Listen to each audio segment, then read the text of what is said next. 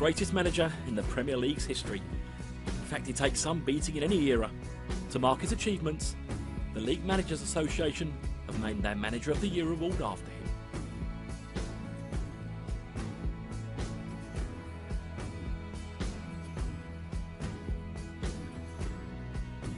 Well, I'm surprised, and I think that it's a fantastic honour, really.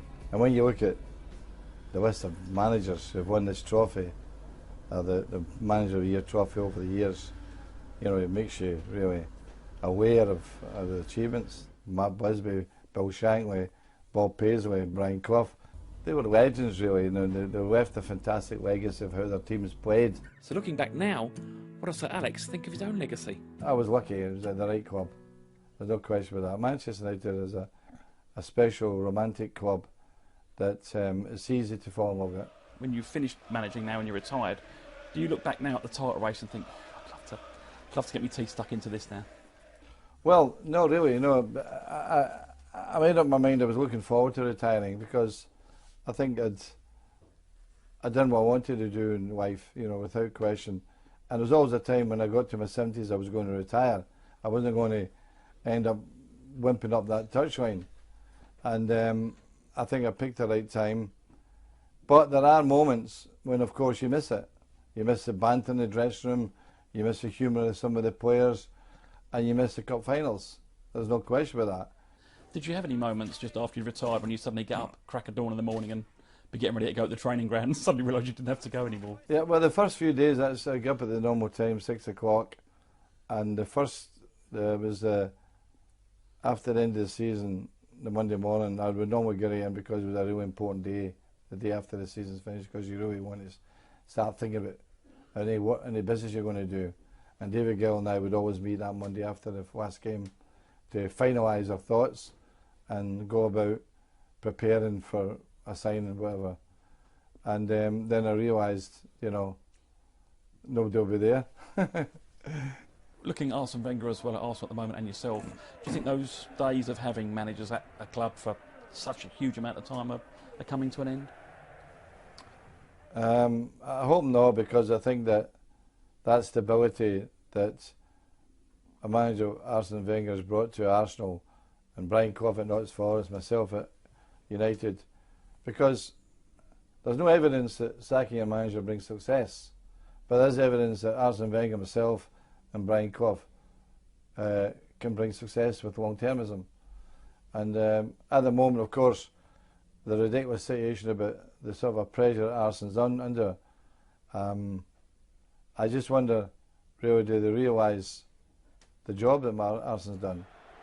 The one I think the most amazing thing about him is this: he's come through a forest of criticism for months now, and he's never bowed. He's seen it right through. He's shown a determination, a stubbornness, and I think when you look at that, that's a quality. These are qualities that I'm not sure they'll ever get a manager like that. So it's quite easy to say, yeah, get rid of him. And what do you get? Who are they going to get that can keep that club the way they are, the way they've been for the last 20 years? So I really feel sorry for him, because I think he's been showing outstanding qualities and how he's handled the whole situation. I don't know if many could have done that. So what does he make of the man who's led Chelsea to the title? Fantastic. His energy, see his energy in the pitch. There's always a true saying that your team mirrors a manager, and that's what they've done with him. And his team have stayed top of the league for almost the whole season, really. They lost to Arsenal early on, and Liverpool, but since then... And what about the manager who pushed Chelsea all the way, Maurizio Pochettino? He's got a lot of youth in his team, which augurs well for their future, really. I believe in that. I really do. I've always believed in that, and I believed in youth all my life. And the value is twofold. One, that they'll always remember the person who gave them a start in life. Always will. And secondly, they create a loyalty base that's there for life. It means the young players that we had coming through still keep in touch with me. And I think that is an indication how well it works. And also long-termism. I don't think short-termism works. I really don't. I think that There are teams who can buy all the time and remain successful. I'm sure it happens, but on a general theme, I don't think short-termism works. And with Tottenham, to me, it looks as if there's a long-termism there. They're building something that looks pretty good. What do you think when you look across town and see Pep, across the Liverpool and you see Jurgen Klopp? They're always with threats. You have to accept challenge. For Manchester United, if you can't accept a challenge, you shouldn't be there. And when Chelsea came along and Arsenal came along, we accepted a challenge, we gone with it, relished it, with players that were quite capable of handling all that. And that's exactly what Manchester United should be. Accept a challenge. It's good for you.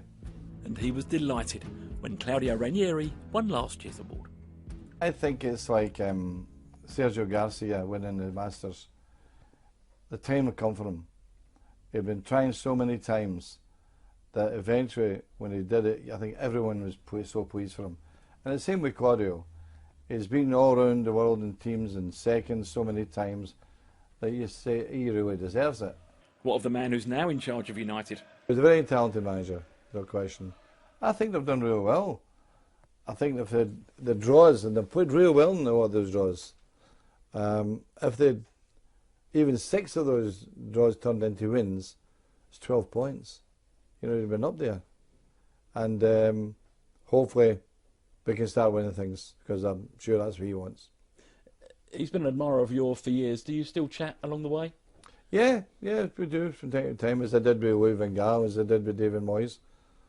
They're my manager, you know, and I think that the United directors in my time were always very supportive of me, and I hope that continues. Current managers all look up to Sir Alex. So who did he look up to as a younger man? Matt Busby. He was in his later years, but he was still a fantastic man in terms of the help and advice he gave me. And I always remember when I came into Old Trafford in the afternoons after being at the training ground, you knew he was in because you could smell his pipe. You know, his pipe smoke was all over the place.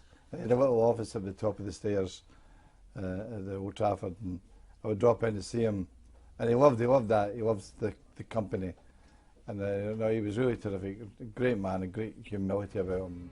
And he remembers meeting Bill Shankly just before a crucial game, which would decide who won the title. Shanks came out, hands in the pocket, you know, with Jimmy Cagney, and he says, "Come in, boys." So he takes us into the boardroom, and then Derby County, all these photographs in the boardroom of all the great players: Rich Carter, Peter Doherty, Nat Lofthouse. You know, there was an array of great talents. And my father played with Peter Doherty, but I didn't have the courage to tell him that, because you really know this man. So it goes on and on and on, and I look at my watch, it's 7:25. And I says to Shankly, I says, "Mr. Shankly, it's 7:25. He says, "Aye." I says, should you not be with your team? And it's like 7:30 kick-off. He says, "Son, if I've got to be with my team tonight, there's something wrong." Brilliant. So we walked along the corridor, and Tommy Smith standing at the entrance to the stadium, bouncing the ball. Always remember that. He says, "Go on, son, take him home." I think that's what, not surprises you, but I think that I admire that these great managers had like a humility about them. Their feet were on the ground. They never get carried away. They knew what kind of industry they were in, and they built fantastic teams. It seems only fitting that Ferguson, who himself is now one of those greats, should have the LMA's Manager of the Year trophy named after him.